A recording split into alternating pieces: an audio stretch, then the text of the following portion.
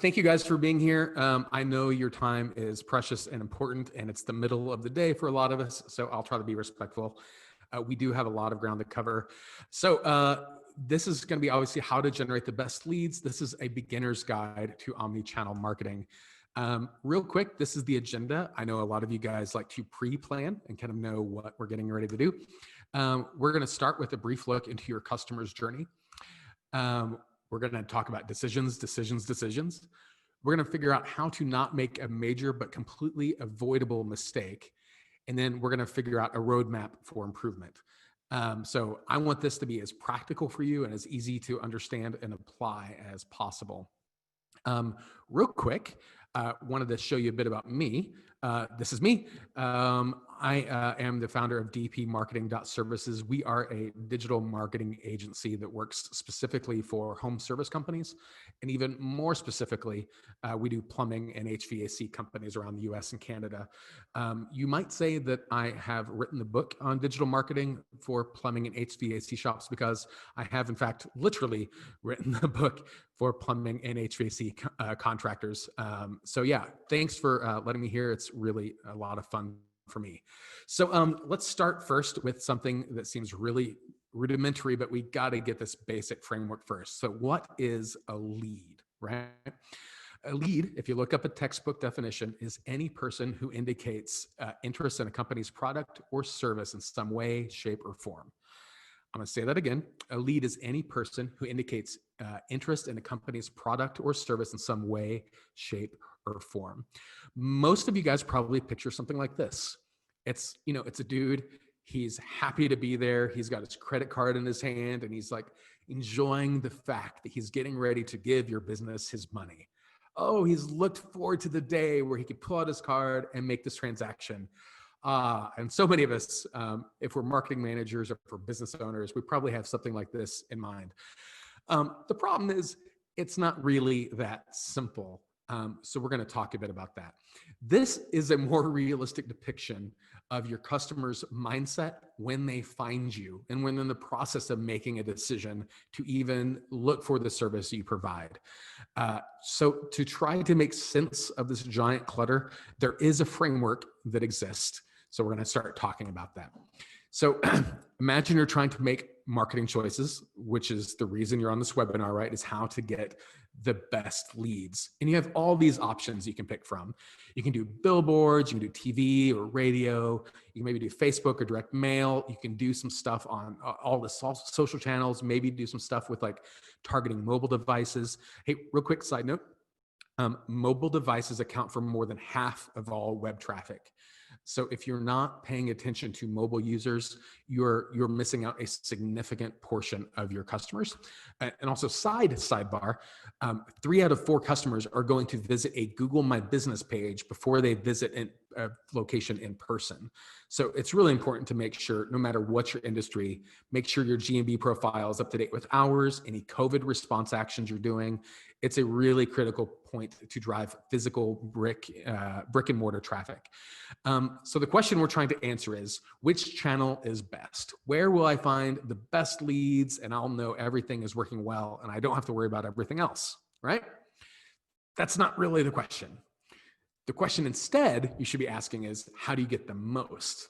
Because getting the best, you'll see, is a little bit more tricky. So how do you get the most? So we're going to talk about this idea called a conversion funnel. This is a little bit academic. If you studied marketing like as an undergrad, this is probably a framework that you used. There's a lot of misconception and a lot of misunderstanding about what the funnel is and how it works and how to use it to your advantage. So we're just going to clear the slate and use this kind of breakdown. So at the very, very top of the funnel is a stage called awareness. Okay, this stage is really obvious. People don't know that they can buy from you unless they know you exist, right? It doesn't matter if you sell bikes or if you sell tacos. They can't buy from you if they don't know that you even exist. The next step below awareness is going to be called interest. Interest is like, I've been looking for a good bike. Okay, or I like me a good taco. That's the next step below. No dollars have changed hands, right? They're just interested in tacos. Next step below is preference. Preference, it's a little bit confusing, but I like to describe it to people this way. So I've got 2 younger kids. Their preference is that we go 5 miles away from our house to go to McDonald's for a burger for some reason, rather than go to the Whataburger that's 2 miles away from our house. No, so full stop. If you don't know what Whataburger is, you're missing out. If you're in Texas, lucky you. Whataburger is amazing. But their point is the preference for going to McDonald's determines where the dollar will go, even if it's more expensive, even if it's less convenient. The preference has a really positive influence on the last piece of the funnel, which is the conversion. This is literally where the dollar changes hands from customer to business, and where obviously you want to do as much as you can there, right? So now if we bring back all of the stuff of all the marketing, we can start to figure out that all these channels line up conveniently at different points of the funnel, right? So for instance, billboards are not bad, they're not great, but let's be honest, the only reason that somebody's seeing that billboard that you're showing them is because they had eyeballs on that stretch of road that they're driving down. It doesn't mean they like tacos. It doesn't mean they're thinking about getting a new bike. They were just alive and happened to exist at the same spot. But as you get more and more down the funnel, you get more and more targeted on the types of behaviors that your customer is going through. So if you also notice, each of these channels have a different sort of conversion ratio efficiency. So this is basically how many eyeballs or how many interactions does a customer need to have with that particular channel to turn into something that's important for you as a marketing manager or a business owner. So a billboard, for instance, has a conversion ratio of about 10,000 to 1. So to put that into English, for every 10,000 eyeballs that see that billboard, one person might even notice the thing, right? So that's not leads necessarily, that's not customers, that's not like phone calls you can count. That's just 10,000 eyeballs to get one person to go like, huh, there's a billboard there. You go to the other end of the funnel, and at one-to-one, arguably the most efficient form of marketing is referral marketing. And here's kind of an example to make that make sense. If you're a boutique service, let's say, God forbid that you need a heart surgeon, you probably won't just drive by a billboard on the highway, look at a giant billboard for a heart surgeon, and then call that phone number, because obviously having a heart surgeon is more personal than just like getting a hamburger. So you're more likely to call a friend, a relative, someone you trust about their recent heart surgery and the surgeon that they used. And if they had a positive experience, dollars to donuts, that's going to be the surgeon that gets your phone call. If they had a negative experience, you will absolutely never consider that surgeon, regardless of how many billboards they have. The point is, one-to-one is the most efficient. It will almost always result in a one-to-one relationship. Billboards are the least efficient. However, you're going to get fewer opportunities for direct referral, and the amount of exposures you need on a billboard to make them work is really astronomical. Not that it's bad, you just have to know how the math works in your favor. So that's what we need to make sure that we do. As we're marketing managers and as we're business owners, we need to make sure that we can measure the sources where our leads come from. And we need to make sure that we focus on the things that are most efficiently creating leads for us, right? We don't need throwing all of our resources, which are limited, at things that are less efficiently creating the leads that we're actually getting. And luckily, CallRail makes this really, really easy. I'm sure many of you have seen this particular report where we can actually track, hey, we got things coming in from AdWords, we have things coming direct where people have not done an SEO search, they just went directly to our site. Hey, even the one person who's on Yahoo, he actually found our page through a Yahoo paid ad. And you can get an idea of where are the most leads coming from. And you can even go through and get an idea of which particular radio ad, where were they? You can get a whole lot more insights from actually tracking the phone calls within CallRail so that you can make more smarter, more nuanced decisions on how to leverage those data. So this is a formula that you need to make sure it's not rocket science, but this is something you need to make sure that you use on every sort of decision you make when it comes to determining, is your marketing working? We first need to define our objective. We need to measure the results of that objective. We need to analyze, we need to optimize, and then we need to repeat. And we always need to try to do better with the resources we have. So define the objective, measure the results, analyze, optimize, repeat. So let's use an example. Obviously I'm in home services, but let's do this like you do burgers, right? So you own a restaurant, and I love me a good burger, and I love me a good slab of cheddar stuck right on the burger. And I'm purchasing, let's say, 50 of these billboards because holy crap, who doesn't want to look at my burger? They're amazing. So you got these burgers and you're like, these are going to be amazing. People are going to come into our shop. We're going to get so much money off of these hamburgers. And so you make this order, you spend thousands of dollars a month on a 6-month or 12-month contract with the company that will do this for you. And then you're like super proud. You just sit back and you wait on business to tick up.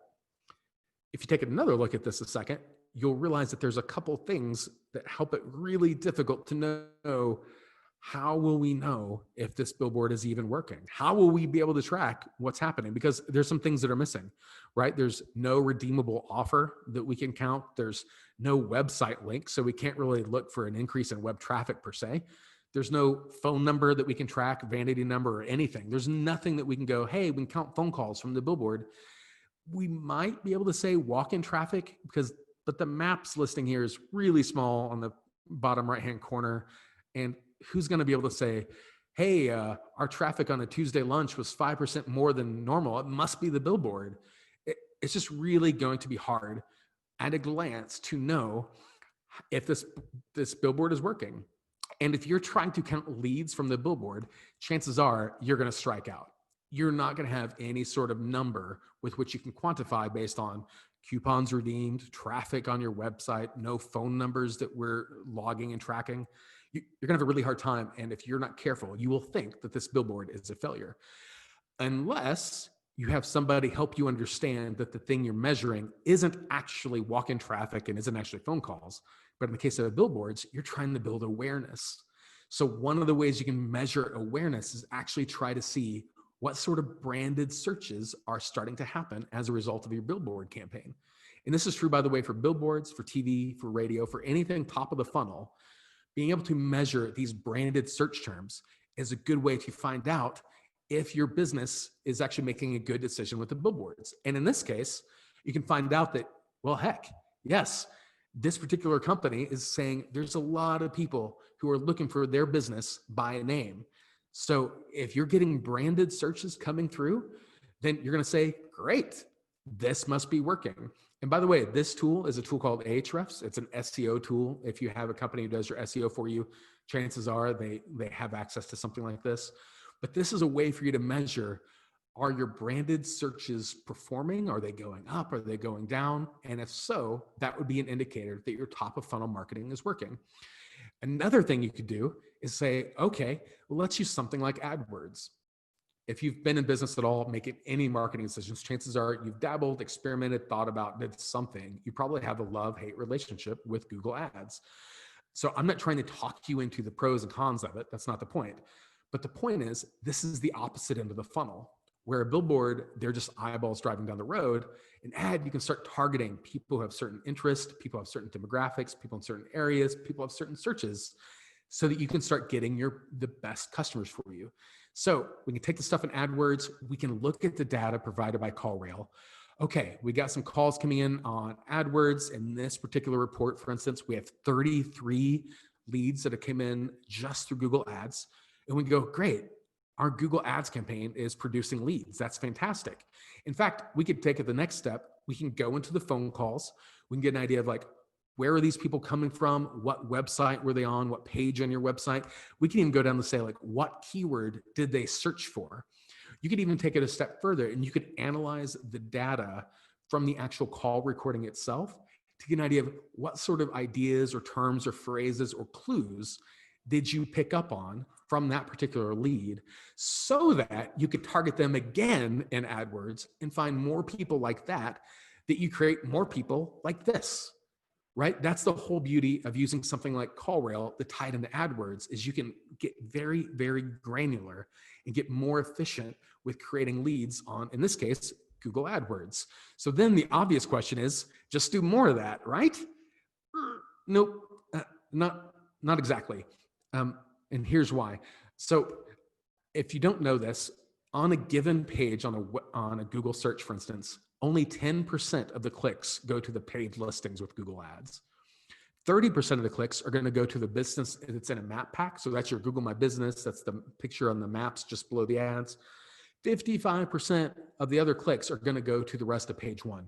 So the below the map is going to get 55% of all the traffic. 5% goes to page two, and somewhere on page three, you'll find Jimmy Hoffa somewhere.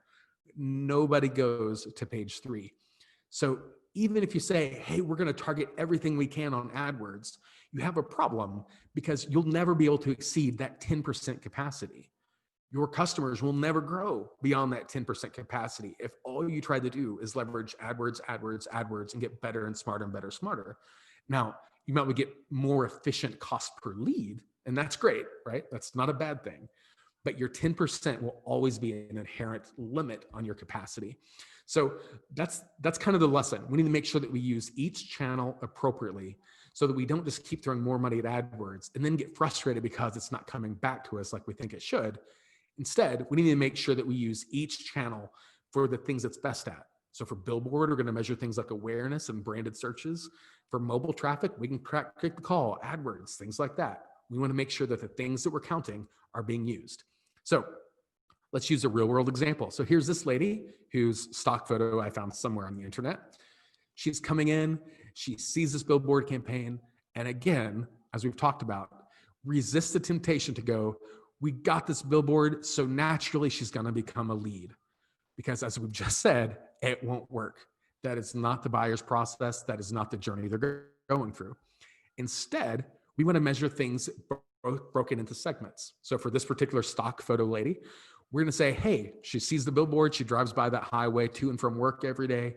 She starts seeing that slab of cheddar on that burger and goes, love me a good burger. Sees it, decides she wants to start doing a direct branded search for that name, does a branded search, finds their website. Maybe she starts following this company on Facebook. So she's starting to see all their posts. She's seeing the stuff about how burgers are made, the culture of the business, things that go on in the kitchen, the quality of ingredients. She becomes more and more interested with the quality of stuff that she's finding on social. In this case, maybe you start doing a poll, you start doing a promotion, you do something sort of, hey, if you like our page, comment and share, we'll enter you into a free $50 gift card. Okay, so now she starts engaging with your brand. So now she's closer to making a decision. She's willing to throw some information out there. She's willing to sign up. She's willing to raise her hand and identify herself. She might even take the next step and say, look at your Google My Business page, check out your menu, check out your hours, what sort of reviews do you get? And then finally, she's going to likely use her cell phone for the final piece of the decision. And then you won. Now, just to help clarify, when I say use the cell phone for the final piece of the decision, that could be anything from calling your business from a Google My Business. That could be anything from looking at your menu online, getting directions to your business. There's a number of things that you can use the cell phone for to help monitor, track, and engage to make sure that that person looking at their mobile device is going to your business in that conversion stage. When you've done that well, you've actually succeeded. So part of the lesson here is trying to say, how does this all work? So we're going to do this now. We're going to clear all this, and we're going to use a real person, right? So this is Brian. Since we're in home services, I wanted to share like an experience of how this actual process worked as a home service business. Brian is a plumber. He is not especially remarkable. He and I have learned to have a really good friendship over the years, but true story, I met Brian about 3 years ago, and he came up to my house. This is literally him in 2017. This is literally him also in my driveway. And he came up to my house and said, I want to be page one on Google. To which I promptly said, well, hold on there, cowboy. That's a really ambitious goal. A lot of people say that. That's going to be really hard to do. And Brian was like a lot of small business owners. He was a one-man guy. He was working out of his house. He didn't have employees. He didn't have this huge office. He wasn't doing anything fancy. He was just struggling to get work so he could provide for his family. That's where he was. So he said, I want to be page one on Google, throttled his expectations. And the first thing we did out of the gate was kind of get a website for him. Get a website, help it start ranking on Google, like all those things, because if you've done anything with SEO, you know, it just takes time to cook. There's no shortcut for it. So while we're waiting on the SEO to cook, we're going to start doing things like AdWords. AdWords, again, it's at the bottom of the funnel. but we can really quickly target the people in the areas he wanted to service with the people wanting the service he was looking for, direct them to the website, get them the call, fill out a form, schedule service, things like that. In the meantime, we also started working on the Google Maps placement, right? Because if you remember, the Maps placement gets about 30% of the clicks. So one of the things we did early on was help him start getting more reviews on Google My Business. So to date, he's got just over 500 reviews on 2 physical locations on Google My Business. So he's got this really nice positioning. He's got this really dominant ranking, and all over the service area he's in, he's got this really good real estate on the Google Maps section that gets 30% of the clicks. And then over time, as he grew, we started getting into billboard campaigns. And actually, we dabbled with radio and did this clever little slogan and jingle, which I am, for your benefit, not sharing with you. You're welcome. But we started doing these billboard campaigns where the man from Wooten Plumbing, you saw this animated logo of him. We put that same thing on the website so that everything kind of felt cohesive. And this, by the way, if you've never done a billboard campaign, if you do a whole bunch of billboards, they give you these cute little physical mock-ups. This thing is like 9 inches tall. And so, yeah, that's the physical mock-up that his billboard company gave to him after he got his billboards up and running. And so as he grew and as he got more business and as his marketing mix was able to get more mature, we started adding on more layers of the process. In fact, he's still doing billboards now, except now he's able to do things that are a little bit more, not just brand awareness, but things about creating an endearing relationship, right? So given all the chaos and all the turmoil that's going on, these are the billboards that he's running on all of his digital campaigns right now. These love your neighbor sort of sentiment. And it creates a really positive impression in a day where a lot of the news that we're hearing is so negative and so divisive. So you have things like that. On top of that, we even got the news's attention. So local news started getting attention for, he's already out, he's always giving money. We actually raised money to donate to hurricane victims. And we did a campaign with his local community, and he raised $16,000. Half of it was his, half of it was customer donated that we sent directly to people impacted by a hurricane. Local news got of it. And so it creates this sense of affection and loyalty within the conversion funnel, right? So people don't feel like he's just a name on a billboard or a slogan on the radio. Now they feel like he's a part of their community. He's doing good things, and he's actually building the sense of engagement that provides this lifelong sort of value. Then obviously we go into stuff like Facebook. So we start getting a more engaged social following. And then over time, we actually moved into Google Local Service Ads, which if you haven't done, it's a pay-per-lead tool that Google's been rolling out over the past couple of years. Cost of acquisition, it is far cheaper to do Google Local Service Ads than it is to AdWords. So once Google Local Services came online, we got rid of AdWords. And again, we're optimizing the marketing dollars to produce the most leads at the lowest cost based on the stage in the funnel. And this is literally the story of how Brian was able to scale his business. So this is him in 2017, just 3 years ago, like in my driveway. This is him just a year later. He was able to have enough business where he hired a couple guys, got this little storefront. This is him just a year ago. He had a team of guys that he was able to do. I think right now he's got 13 guys and vans that are running calls for him. This is him now. He literally spends his time golfing. This photo is taken on the wall of my office as a reminder of the type of life and the type of goals that our clients aim for, right? They don't want to be grinding away in the business and figuring out what dollar's working and how to get this lead. They want to build to a quality of life. And so Brian, in just a few years, has been able to spend his time golfing instead of spending his time turning wrenches. And that for us as an agency is kind of a really important piece of the puzzle. So that really is the point, right? That we don't just blindly make decisions, but we're going to make sure that everything we do is targeted to getting the most leads. Now, I did say that the funnel was at the top, and that's true, but I was half hiding a couple layers too. There's actually stuff that falls below the funnel. So these are things that are really important. So this is after the dollar changes hands, after the sale. And this is where you get people who are repeat customers, lifelong customers, where they give you positive reviews, where they give you those referrals you're looking for. And then eventually these become the services, the customers you can cross-sell to, right? So for instance, for Brian, he's a plumber. If for every reason he decides to get into HVAC or electrical services, these would be ideal customers to go, hey, you've loved us and you've trusted us for your plumbing work. We also now have an HVAC department now. And those customers move right over. It's far more efficient dollar per acquisition to create a customer you already have to another department versus create a customer from scratch.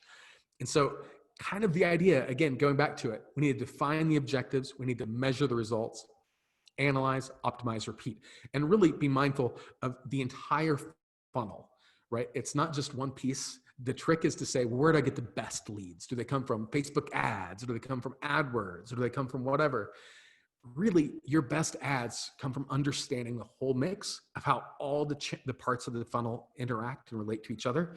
And as a whole, they give you the most value and the most ROI. The trick is, as a business manager, as a marketing manager, make sure the expectations you have are channel appropriate. Like we saw with the stock lady, if you're expecting the billboard to directly result in walk-in traffic, you're probably going to feel like it's a failure. So make sure whatever piece of the marketing mix you're doing, that the expectations you're measuring and you're optimizing for are appropriate for that particular channel. So that's it. I think I came in under time. And I know I've been going a lot here and gone through a lot of stuff with the fire hose. So I appreciate the time today. I'm going to stop sharing my screen and get out of this. And that way I can see any questions that people have come in with. That was great. Thank you so much, Ryan. We have a couple of questions from the attendees. And so whenever you're done sharing. I get my thing to stop sharing. Where did it go? I think it might be all the way at the top of the toolbar. This guy, stop video? This one? Stop share. There we go. I'm a tech guy. Here, let me go ahead and share mine. Okay, so we have a couple of questions from our attendees. Someone asked, do you have the source of those metrics that you mentioned earlier, the 10% paid, 30% Yeah. Great question. I don't have them right in front of me. We've done internal testing to get these, and there's a couple other agencies who have done similar testing across verticals. So they're pretty easy to find. If you go like what percentage goes to AdWords, what percentage goes to the map, you'll see that sort of data. I don't want to say it's common knowledge at this point, but it's pretty consistent across industries and across markets that's about the buyer behavior. Gotcha. We also have another question. I would like to learn more, or I'd like to have more information about Google local service ads. Google local service ads are awesome. They are unlike AdWords, which is it's that pay per click product, which means you put your keywords in an auction, you bid on terms, and people click on you, you pay, regardless if they're a lead, regardless of their customer. Google local service ads is cost per lead. You only pay for the actual leads that are valid. You don't pay per click. It's important for the customer because for the customer, they get a money back guarantee provided by Google. And for the business, they know that of these, that we find that the close rate's about 80% on Google local service ads. So it's a really, really efficient product. Cost per lead is different in every market and different on the industry. On average, it's about 22 to 28 bucks per lead. And again, if it's a salesperson calling you, and I know a lot of people in home services get their phones hammered with sales guys, those are not charged. It is not Angie's List. It is not Home Advisor. This is one customer, one company, one lead, only for actual leads. And it's a really, really good product. The only annoying part with local service ads is that for the company signing up for them, it's kind of a headache. You have to go through credit checks, you have to go through license checks, and everyone who visits a customer's location has to go through a background check. So the actual onboarding can take several months just waiting for all the credit checks to come through and all your licensure to be verified and all of your anyone who visits a customer at their home to go through their own background check. But once that happens, it is smooth sailing. It's a great product. Awesome. Great answer. We have another question. What are your thoughts on getting leads through Facebook? Completely industry and market specific. So Facebook can be good and it can be a waste of money. So here's why this question is a vague answer. let's say that you're doing something like you sell a product or a service that has a low barrier to entry, like it's a low cost, let's just say it's a loss leader, right? So if you're a plumber, you might say like a $29 water tank flush, I don't know, or a free in-home water quality assessment. It's something that it's going to cost you money to create the lead and get out to someone's house. But when you're at their house, that's your chance to upsell. Reason being, if for some industries, like a plumber is a good example, nobody looks for a plumber on a Tuesday afternoon just because they're bored, right? No one's just sitting on their couch, sipping a Mai Tai, being like, I wonder who the plumber near me is. They don't. They only think that way when they step into their shower and it's cold, they walk into their basement and it's flooded. There's a problem. When there's a problem, chances are they statistically go to Google. They don't go to Facebook. So you can't go call us for plumbing services on Facebook and expect to get a lot of leads, right? That's not an offer that people on Facebook are thinking about. But if you give them something that's impulse oriented, that's easy for them to get, it's kind of low cost, low risk, Facebook can be good. And other sort of things where it's e-commerce, where it's like, hey, subscribe here, get leads here if you want more information, or it's a longer acquisition cycle, it can be good. But again, you just have to understand the customer where they are, like in a whole funnel. When they're on Facebook, they're not in buying mode. So you have to have an offer that's compelling enough to flip them from they're bored on their couch or they're avoiding their family at dinner to flip them to a reason to want to give their information out for learning more about something. That's the trick. Gotcha. Going back to the Google local service ads, they asked if those ads are open for legal or just home services. They are rolling out industry by industry and market by market. So nothing is nationwide right now, I think, except locksmiths. I think locksmith is close to nationwide. To my knowledge, legal is on the release schedule for LSA, but it is not nationwide. So that makes it the trick. If it's not available in your particular market, in your particular industry, it's kind of a dead end. You can just get on the waiting list. And also, sidebar, even if it is available in your industry, if they don't have critical mass on LSA ads to roll out, they won't make them live. So as an example, a guy who lives on the street, we helped set him up. He's an arborist. He does tree cutting and pruning and stuff like that, right? LSA has arbor services in our area. We helped him get set up. He's good to go, but he's the only one in the market who's jumped through the hoops. And so Google won't turn on local services until there's two other options. So his competitors have got to jump through the hoops and sign up too for them to go live. So it's a little bit scattershot, but legal, to my knowledge, is not nationwide yet, is the long answer to that. During your presentation, you mentioned a specific software. So someone is asking, what was a software that you mentioned to help track keyword activity? Yeah, so we use two primarily. The one I showed the screenshot on is called Ahrefs, Ahrefs. It's considered a very kind of high-powered SEO tool. There's a couple others that are similar, who do similar things, but just differently. One is called Moz, M-O-Z, and another is called SEMrush. So any three of those tools, or a combination of those three tools, help give you kind of insights on not just like what your analytics traffic is, who's on your site, but also what are people searching for that you're not competing well, and what are your competitors doing to outperform you. Those tools are kind of what we use internally to identify those things. Awesome. Couple more questions. So someone working in the home industry, what is your number one piece of advice for someone in the home industry to convert more callers to customers? Yeah, I love that question. So one of the things that we preach a lot is never, ever reduce your service to $, without getting their foot in the door, right? So price shoppers are common in all markets. They'll just call and be like, hey, how much do you charge for Freon? Or how much do you charge to like replace a garbage or a garbage disposal? Resist the temptation to go, oh, we're at $85, we're at $59 or $200. So like, resist the temptation to say that, because as soon as you do, you have no value. You've taken the value that you provide, which is service and expertise and experience, and you've reduced it to a commodity level where all you're doing is competing on price.